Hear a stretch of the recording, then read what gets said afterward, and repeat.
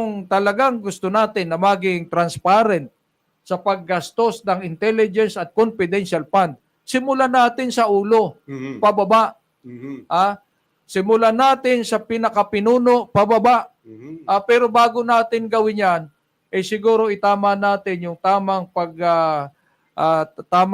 pag-audit. Ano ba ang mga panuntunan? Yun ang pag-aralan nila. Narito na ang programang Kasangganang Sambayanan.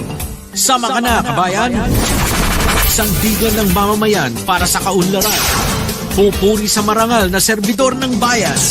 Tutugi sa mga drobo sa pamahalaan. Kasama si Diego Magpantay ng Citizens Crime Watch. Mapapakinggan at mapapanood sa Margo TV Philippines. Sama ka na, kabayan! Sandigan ng mamamayan sa kaunlaran. Hindi lamang impeachment ang problema pagkat ito ng mga impeachment na ito. Ang tingin po ng iba ay politika eh. Ang isa daw sa requirement para ma-impeach ka, dapat kakandidato ka sa 2028. Nako itong mga mambabatas natin yung bangka nilang intelligence fund, pagkat meron din sila, ito ba'y nabubusisi? Ito ba'y ginagastos nila ng tama? Yan ang tanong ito ba'y naaayon din sa batas ang kanilang paglaspag? Pag sinabi mo laspag hindi naaayon yun. Laspag di ba? Yung paggastos.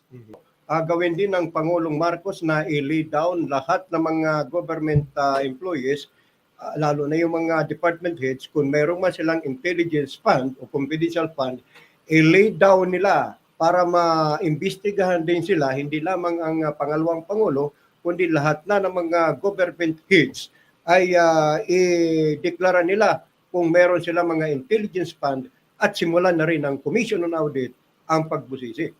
Ay mahirap naman sabihin, partner, ng Malacanang na gawin yan. Pagkat sila mismo, Malacanang mismo, bilyones ang inuubos po sa intelligence fund ng ating Pangulo. Para lamang level o parehas ang laban, ay from head to the lowest strata ng ating gobyerno. Ang dapat gawin siguro ng ating mga mambabatas, pag-aralan nila kung anong batas ang dapat nilang ipasa o buuin upang sa gayon ay maitama ang paggastos ng intelligence o confidential fund. At kung papaano ito ino-audit, ngayon certification lang. Natural, hindi mo sasabihin na si Ed Mahilom binayaran ng intelligence fund para makakalap ng mga impormasyon hinggil sa mga activity o mga ginagawa ng mga teroristang grupo. Pag sinabi mo, si Ed Mahilom pala ang nagbigay ng impormasyon, kawawa naman si Mr. Ed Mahilom. So yun po, kaya nilalagyan nila ng mga aliases. At kapag kanilang niliquidate yung intelligence fund, ito ay nakalagay sa sealed envelope.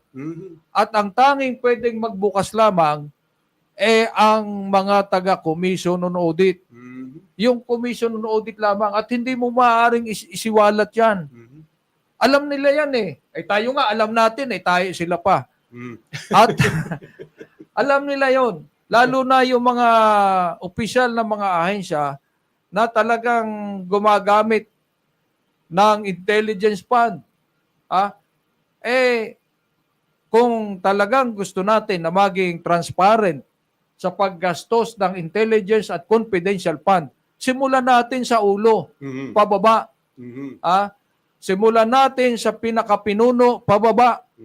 Pero bago natin gawin yan, siguro itama natin yung tamang pag-audit. Ano ba ang mga panuntunan? Yun ang pag-aralan nila, hindi yung ginastos. Magkano yun yung pinag-uusapan dito kay BP Sara? Ilang 161 yata. Ilang milyon? 161? Sa Office of the President, bilyon-bilyon. Yung mga kongresista natin, saan ba nila kinukuha yung kanilang mga yaman? Ang yayaman na nila ngayon di ba?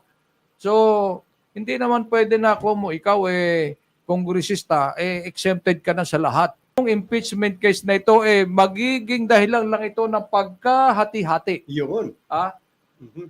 Yun ang sinasabi ng isang dating mambabatas. Baka magkaroon ng EDSA 4. EDSA Revolution and 4. even ito naman kasi si Pangulo sinabi niya na noon na wag nang ituloy ang impeachment na yan pagkat magiging dahilan lamang na pagkahati-hati. Ang problema naman Merong mga Si- sinasabi ni Pangulo na hindi siya kumbinsido, hindi siya sang-ayon sa impeachment. Ito naman kanya mga alipores, siya naman mga nagsusulong. Iba yung sinasabi sa nangyayari. Okay. Iba yung sinasabi sa ginagawa ng kanyang mga leader. Dapat may isang kumpas. Kaya nga nangyayari, parang backpassing na lang ito. Ang trabaho ng Senado ay hindi nagagampanan ng mga senador. Mukhang balak yata nila na hayaan na lang na matapos ang termino nila at maipasa na sa Korte Suprema para maghugas kamay. Ika nga, siyempre, pagka nandun na sa Korte Suprema, ang Korte Suprema na ang bahala maghimay. Pero kung paano sir, kung hindi tatanggapin ng Korte Suprema, sasabihin, hindi namin pwedeng pakialaman yan, bahala kayo riyan. Ano kaya mangyayari? Mahirap yun. Pagkat bitin ngayon ang taong bayan. Pagkat sinasabi nila, ang laging issue yung salitang forthwith. Forthwith. Siyang forthwith. Yung insigida. Yan. Na ito ay kinakailangang dinggin. Dinggin agad. Bakit naman kasi ipinaili nyo malapit nang magbakasyon at malapit nang magtapos ang inyong termino? At itong Senado, inaakusa na dapat 2 buwan na nakalipas dapat ito binigyan agad ng aksyon. Magbabakasyon nga nung inyong ipinaili, last day na ng sesyon. Tapos nung bumalik sila, malapit nang matapos ang termino. Ngayon, nagsisisihan na sila ngayon. Nagpapatot sa dahana, nagpapalitan na ng hindi magandang salita ang Senado at Kongreso. So, ito ang politika po natin sa ating bansa. At nakakalimutan na tuloy yung tunay na problema ng taong bayan.